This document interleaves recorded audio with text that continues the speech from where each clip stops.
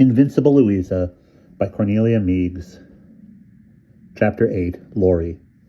Recovery from long illness often seems like beginning life all over again, when for months strength has seemed to be gone forever. Its return appears to make all sorts of impossible things possible, and to show life spreading out in new and alluring prospects.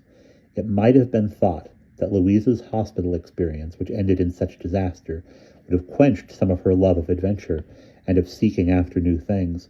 Such was not the case at all. The moment she began to feel like her old self again, she wanted to see more and to do more than she had ever dreamed of before. The journey to Washington was the longest which she had ever taken, and was the first which seemed to show her a really new portion of the world. She had seen only a small, infinitely troubled bit of it, to be sure, on that adventure, but she had been in that part which bordered upon tremendous affairs. Concord seemed rather limited, seemed very sheltered and remote to her, after all that she had seen and taken part in during her time in Washington. In her very early years, she had so little opportunity for travel that it was only now that she discovered how fully she had inherited her father's love of wandering. The interval of her nursing and her illness had cut through all of her old habits of living, had brought to an end what formal engagements she had for teaching and sewing. After the months of confinement, through sickness and recovery, she longed with a great desire to do something entirely different, to see unknown things and to build up some new memories, which would do away with those unhappy recollections of suffering and delirium, which still would haunt her mind. For the first time, she was earning enough from her writing to be able to dignify the returns by name of income. Whatever she received, she spent immediately upon her family, since it gave her unbound pleasure to be able at last to pay debts, to buy comforts, and to see her mother's anxious face relaxing a little under the peaceful knowledge of growing security. If Louisa were to travel, as she more and more desired to do, she must find some means for making her way as she went. Such was not an easy prospect for a person whose health was not yet completely what it had once been, and who had no experience of going about in the world. She was obliged to wait, and, being Louisa, waited rather impatiently for the opportunity to carry out her wish. Under the spur of ever-present restlessness, she wrote fitfully but intensely upon her stories, and the much-tried novel Success, in which Theodore Parker appeared under an altered name, perhaps in memory of what she had said of her perhaps in memory of what he had said of her, she had given the book its title. She still wrote war stories, but finally flung one down in disgust, announcing that it was flat, patriotic, and done to order. She was wondering, somewhat discontentedly, what she would attack next when the chance for which she had dreamed and longed, the possibility of a journey abroad, finally presented itself. A friend of the Alcott family had an invalid daughter who wished to travel to Europe, but who was not well enough to go alone. It was suggested that perhaps Louisa would go with her as nurse and companion. Louisa did not stop to reflect very long. If she had, she would perhaps have realized that the duties which went with this offer were not like those of regular nursing and might be hard and wearing upon her kind of person. She consented and made ready inside of a week. It was in the middle of July that the steamer China sailed from Boston, bearing the invalid friend and Louisa. Truly, she felt that the world and all its highways were before her when she saw the blue Atlantic rolling away to the horizon. She could hardly believe that presently she would see a foreign shore rise up on that eastward edge of the earth, which, all her life, had seemed to her only an unbroken line of infinite distance. They landed in England and stayed long enough for a mere glimpse of London. To any one of Louisa's ideas, London meant hardly more than one thing: Dickens. She could have spent 3 weeks there, for the dark, drizzly city was the goal of her most cherished desire. But there was too little time. Presently they crossed to Belgium and saw a small portion of France and embarked upon a leisurely boat journey up the Rhine. She never tried to tell anyone just what her romantic soul felt during those days of winding travel up the valley of the famous river, with its mountains crowned with woods, with the steep-roofed villages coming down to the water's edge, and with each little town dominated by its tall spired church and its castle on the hill above. What did she think when for the first time she stood looking at a real castle, battlemented and turreted, along whose walls Rodrigo might have walked with his noble stride? She smiled a little to remember how familiarly she had written tales of castles and countesses when she had so little conception of what both really were. It was to be noted that, after seeing the reality, she never wrote of those extravagant fantasies again. She stopped at Frankfort to see the house of Goethe, for Louisa would never be anything but an ardent hero-worshipper, and here was the shrine of one of her literary idols. Then there was further travel to the southward, with the Alps coming into view, a far white dream of mountains impossibly high. At Vevey, they ceased their incessant moving about, since for the sake of the friend's health. They were to spend some time in Switzerland. Late October saw them safely established at the Pension Victoria. Glad to be done, for the moment, with wandering, the proprietress was an Englishwoman who knew how to make her guests comfortable and who took pride in the welfare of her transient household. We can have no doubt that Louisa's good spirits and friendliness soon won the two Americans as many pleasant acquaintances as they desired. Only one party of guests stood out against her, a Southern colonel and his family, who regarded her across the room with the bitter enmity which is the aftermath of war. Louisa smiled over their haughty hostility and cheerfully went her own way. Some pleasant Scotch sisters were staying there also. They had known Walter Scott and could tell Louisa of him. She enjoyed them, and the English people who came and went were so good-mannered and friendly. It was such things which Louisa loved to get out of travel, knowledge of her fellow men, absorbing talk with them, of all that they had heard and seen, of the interesting people whom they knew, in turn, in spite, however, of the good care and pleasant company. Louisa now had leisure to face and to admit an unhappy truth, the fact that, so far as she was concerned, the expedition was really proving a failure. It was evident that she was not suited by nature to the exacting task which she had undertaken.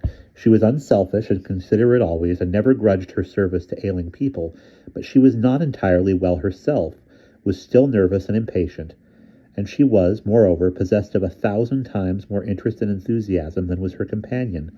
It was very hard for her to be hampered by the inabilities of another.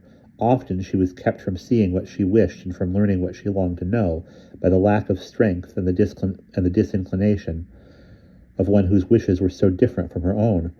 She was beginning to be troubled and unbelievably disappointed. She had fallen into rather low spirits when the most interesting and illuminating incident of the whole journey suddenly came to pass. The big diligence came jingling into Vevey, the conveyance that was like a huge carriage, 3 times the ordinary size, boasting a postilion with a horn and drawn by 4 horses with bells on their harnesses. From this romantic vehicle there was put down a new member of the household of the Pension Victoria. This was a young man, a very young man, not more than 18 or 20 years old, a Polish lad with a thin white face, black hair, and excitable dark eyes. His charming manners were evident from the first moment wherein he was introduced to all the residents of the pension, among them to Mademoiselle Alcott from America. He was called, so the mistress of ceremonies explained with some difficulty, Ladislas Wisniewski. He is sick, Louisa pronounced to herself, in her first glance at the pale, bright-eyed boy. She saw him shivering in a chilly draught, and straightway arranged to have his seat at the table changed to one nearer the great warm porcelain stove. He voiced his gratitude in broken English and was her slave from that moment. Although he proved to be 12 years younger than Louisa, it was hard for anyone to speak of him truthfully as a boy. The experiences behind him seemed to make that impossible. He was a student in a Polish university when a revolution broke out in his country, and he, with some college friends, were among the first to take up arms against the Russian sovereignty over their country. The outbreak was not successful, and led to his being imprisoned for many months.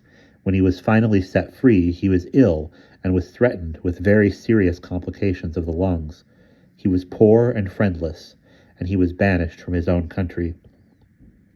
He had come to Switzerland in the hope of restoring his health, broken down by those ruthless months in a damp, airless military dungeon. He still wore the blue and white uniform of the Polish revolutionists.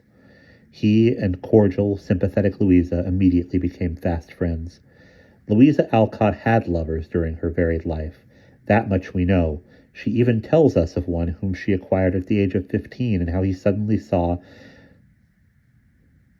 that he was sentimental and silly and lost her enthusiasm, and how she suddenly saw that he was sentimental and silly and lost her enthusiasm for him with great abruptness. She has been less frank about the others, so that who they were and just what she thought of them are secrets of her own, which prying eyes have no right to investigate, not even in the name of her cherished fame. It is said that at the time Anna was engaged, Louisa had an ardent suitor who urged marriage upon her. She had no feelings for him at all, but asked her mother whether she ought not to accept him for the sake of mending the family fortunes. Wise Abba Alcott persuaded her daughter out of any such romantic fantasy of self-sacrifice. For what could be a more pathetic sight than independent, impatient Louisa married to a person for whom she did not care? She spoke later, with much irreverent jesting, of an admirer who observed her on the train, followed her home, and hung, languishing about the house, writing letters and sending flowers to his inaccessible adored one. Great with the mirth of all the girls over this episode, to which Louisa, speaking of the affair in her journal, added the postscript that her lovers always seemed to be absurd. What is nearer to the truth is that Louisa always treated them so lightly that they appeared ridiculous. She was so busy, so absorbed in her family and in what she hoped to do for them, that she rarely gave thought to matrimony. There have been several elderly gentlemen who have confessed in their late years to having cherished in youth a tender feeling for Louisa Alcott. Did she ever see it, one wonders? Or, seeing it, take any notice of it whatever?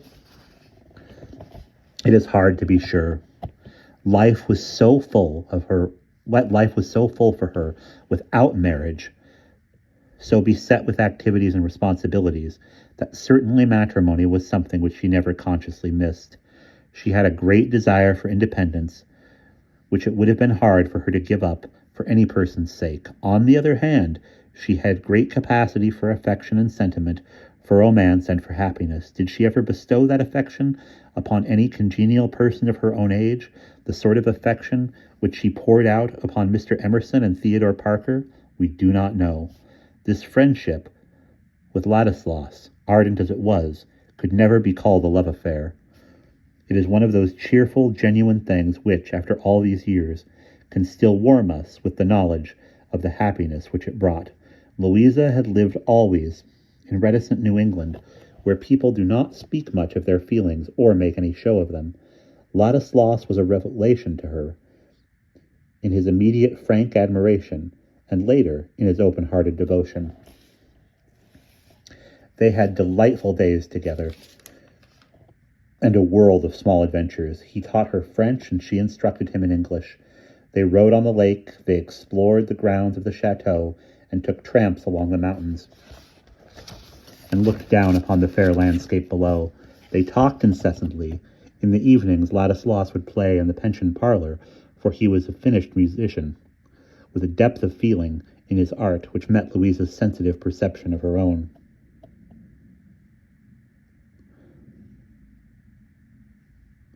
Everyone liked him, petted him on account of his ill health, enjoyed his attractive charm. For 2 months the pleasant intercourse went on, with the snow-capped mountains and the broad blue lake for a background. There is romance in friendship as well as in actual love. It was here for Louisa a romance of the friendly sort, which enlarged her education and opened her eyes to 1,000 things which she had not known before. Approval and devotion were extraordinarily good for her.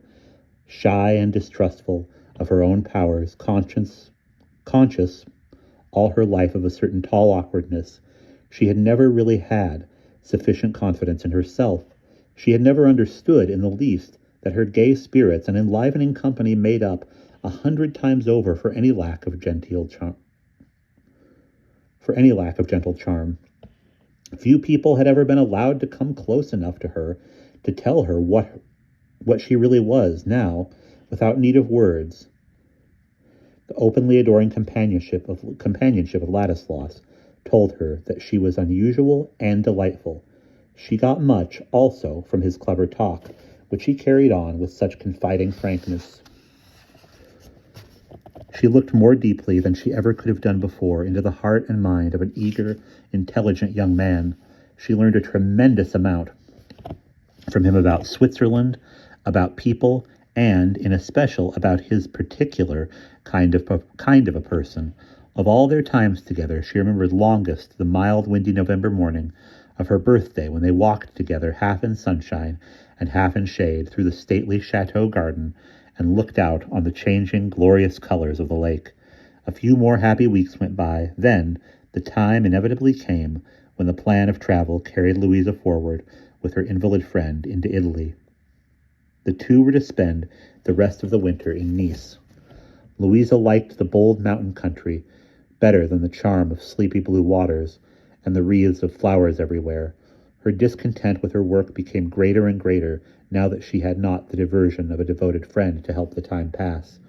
She thought a great deal about Ladislaus. She thought even more about her family at home. When she was near those dear ones, she was so occupied in caring for them that she did not see each one as he or she actually was. Now she pictured them constantly in her heart and seemed to know and understand them better than she ever had before. She could see fully what was the beauty and courage of Elizabeth's short life. Even from this great distance, she could watch how Anna was fulfilling the promise of earlier years, how her industry and devotion were illuminating the lives of her husband and two little sons. For a second boy had very recently arrived. Louisa could grieve over the obvious weariness and feebleness which were so visibly creeping over her mother. She could rejoice that her father's long years of deep thinking and study were at last beginning to be crowned with honors. Why had she not realized all that so clearly when she was at home? It began to be plain that her little May, the baby of the family, had grown into a brilliant and ambitious young woman, with hopes and aspirations very much like Louisa's own. These two were alike in temperament in various ways, so much alike that in their earlier years they had often clashed. The gentleness with which dwelt in Anna and Elizabeth was quite absent in these two militant spirits. Even as she skirmished with her, Louisa loved and admired her younger sister. She toiled for her, planned for her, sewed for her by the hour. It was Louisa's greatest pride that the first ball dress which she ever tried to make was a glorious success and that May looked like a princess in it. We do not hear of Louisa's ever having made a ball dress for herself. A most ambitious seamstress was Louisa, for she did not stop at ball dresses. She even made riding habits, and somehow got means that would produce horses upon which to ride. It was such a delight to her to see May get what she wanted. Now, in the midst of all the stimulating beauty about her, in ancient flower-decked Italy, Louisa thought more and more of her younger sister, and how May would get so much out of all this richness of beauty, which was all about her. The old differences were quite forgotten. Once these two reached an age sufficient for understanding each other, the little girl quarrels ceased forever. May must not have as hard a time as she had known, Louisa determined. She must have training and encouragement. She should have beauty about her, and an abundant life, with everything to fill it to the brim with happiness, comfort, opportunity, lovers. It seemed that a final idea must have slipped through Louisa's mind, the thought that though Ladislaus was far too young to be anything but a friend to her, he could be, in the realms of romantic fantasy, an ardent and appropriate lover for May.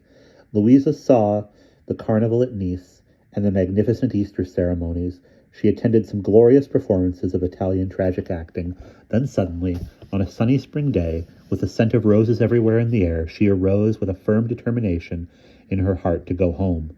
She had spent all the time and care upon her ailing companion, which she had promised, and she knew that now there were others at hand to take her place. Spring was beautiful in Italy, but the disappearing snow wreaths in New England, the faint green which would be beginning to cloud the tall elms, the beloved family, which seemed so desperately far away.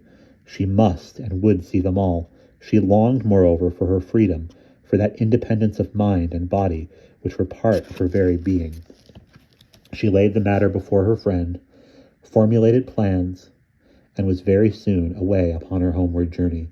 How happy, how wonderfully happy she was to be free. She was to stop first in Paris and then in England, so that she might see something more of those famous places around which her interest and fancy were chiefly concerned. As the train roared into the station, she was astonished to see Ladislas waving his blue and white cap to her over the heads of the crowd. She knew that he was in Paris, but she had no notion of how he could have divined when she was to arrive. That, he explained later, was quite simple.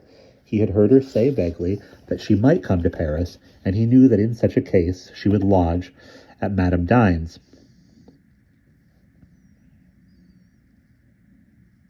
At Madame Diny's. By going nearly every day and inquiring whether Madame Diny had any news, he at last found out just when Louisa was coming. He was now entirely at her service and wished to put the whole of his knowledge at her disposal, so that she might see the most possible in her short 2 weeks. Somewhere in an indefinite region beyond the river,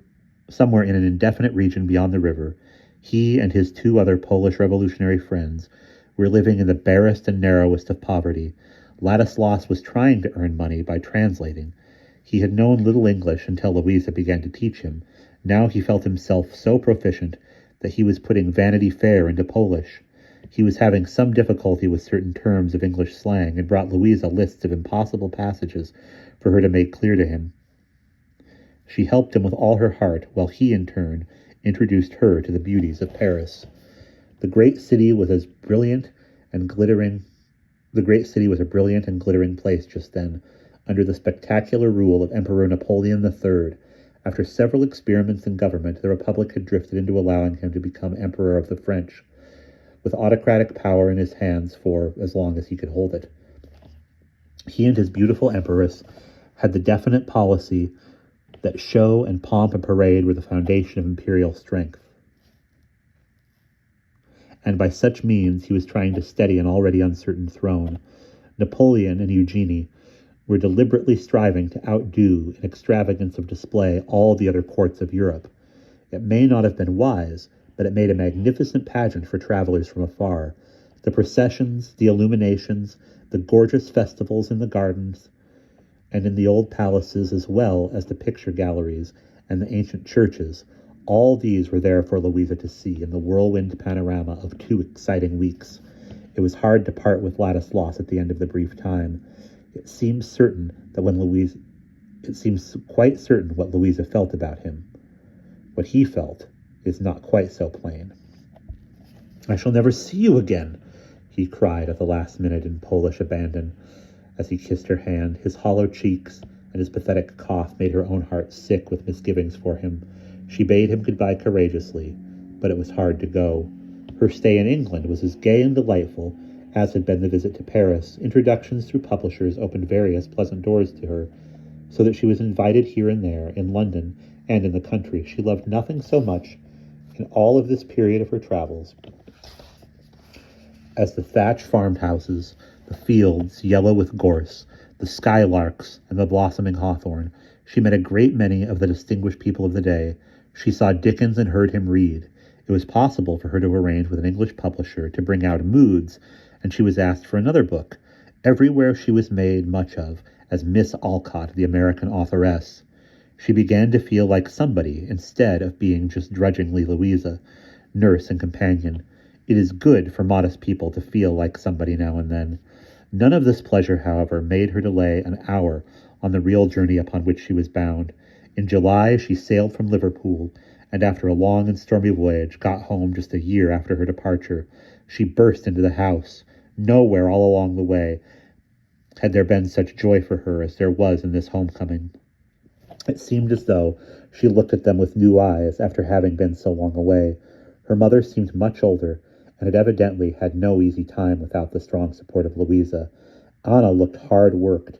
Happy May was bursting with plans. The 2 Pratt babies were deliciously plump and affectionate. Louisa discovered that her mother had been obliged to borrow funds to keep the family afloat while she was having the last weeks of freedom in France and England.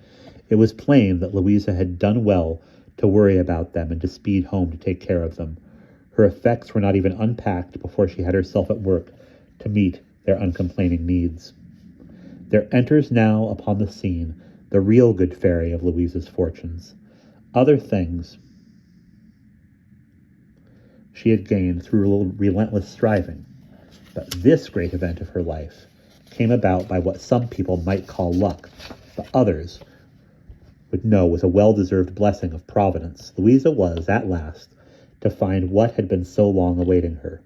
Mr. Thomas Niles, partner and manager of the publishing company of Roberts Brothers, had surveyed Louisa from afar, watching her career and reading what she had written.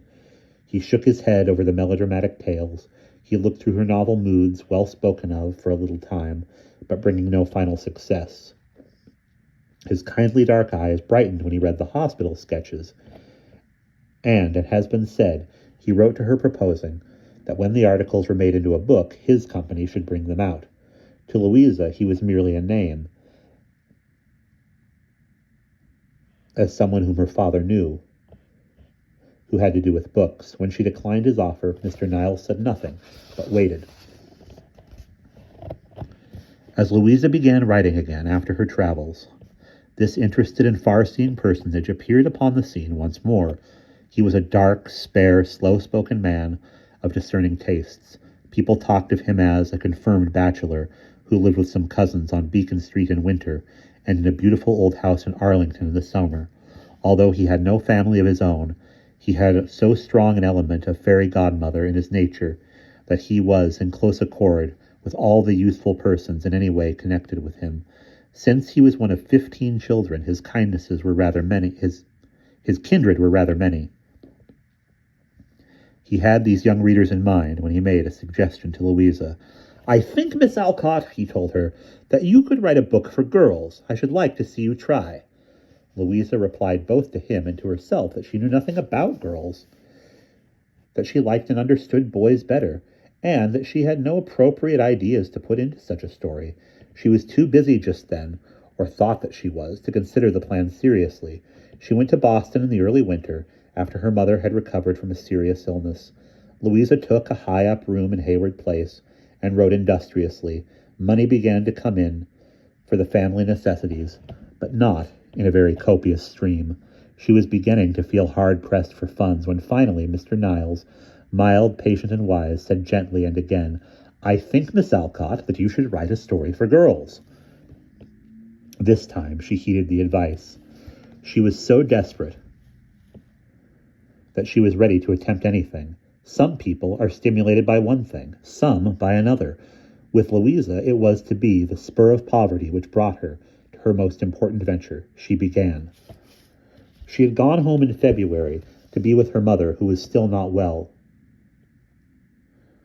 And it was in May of the year 1868 that she actually took up the new enterprise. "I don't know anything about girls, except just ourselves," she lamented dejectedly to her mother. Several times in earlier years the idea had flitted through her mind that she might make a story of her own family and their varied trials and struggles. The plan came back to her now. Yes, it might do. At least she would try it. The undertaking did not seem so impossible once she had set out upon it, without her intending at all. The scenes which she described seemed to center about the brown hillside house where they had begun to live when she was 13, and where she had spent her happiest years. The games on the hill, the plays in the barn, the work, the small differences, all the ups and downs of their family life began to take their appointed places in the story. Louisa's fine, intrepid mother entered into the narrative, just as she had entered into everything else that any of her girls had done. The beautiful story of Pilgrim's Progress, which was the favorite of their early reading, interwove itself with many of the chapters as they developed. Of her father, Louisa did not seem able to say much as of her mother. He was so unlike usual men that she felt herself not equal to the task of showing him to others, particularly to young readers, in all his true dignity and worth. Yet the beauty of his ideas slipped in somehow and gave the work a different aspect from that of any ordinary tale. Every book, even though it was to have 4 heroines, must also have a hero. There was a dear friend of the Alcott family, Alfred Whitman, a yellow-haired, cheery, friendly boy who had lived for some time in Anna's house after she was married, so that he might go to Mr. Sanborn's school in Concord. Many of his small adventures with the girls came into the story. But, as far as personality went, it was not Alfred Whitman who presently began to take definite place in what Louisa was writing, a black-haired lad full of music and gaiety, of adventurous good spirits, which matched Louisa's own, pathetic in his loneliness at first, a matchless friend when once he entered into the family affections. Such was Laurie. It was probably that not even Louisa realized at first that he was Ladislaus Wisniewski, come to life upon the page. She was warming to her task now as the story marched forward. All her old misgivings came back, however, when she saw the first dozen chapters lying ready to be submitted to the hopeful Mr. Niles. There was nothing exciting or adventurous in them, she thought, only commonplace narration of everyday affairs. She had been sure all along that she could not write for girls, and yet no person of genius ever does his or her best without knowing it. Louisa knew in her heart that it was good. Since her adviser was anxious to see even the beginning of the story, she mailed the first chapters at once to Mr. Niles. We can picture him as carrying the package home to reread in the quiet of his own library overlooking the Charles River. He read while the lights pricked out upon the bridges and along the banks of the late-coming June darkness. He finally laid down the manuscript with a sigh. It was not somehow just what he had imagined. It was going to be. A kindly gray-haired bachelor is not always the best judge of a book for growing girls. Being honest, he wrote frankly to Louisa. He had some doubts, he told her, about the success of the book, but he was anxious to see the remainder. Anyone except Louisa would have given up the attempt at that point. But she had begun to see her work in its proper light. She understood also that just such stories were needed for young readers, instead of the sentimental and tragic tales with which their minds were usually fed. She went boldly forward in spite of Mr. Niles's letter. Somewhat earlier, Mr. Niles had written to ask her what was to be the name of the book. That she was able to answer immediately. He knitted his brows a little over her rapid backhand writing as he read. She called it, she said, Little Women. And that is the end of chapter 8.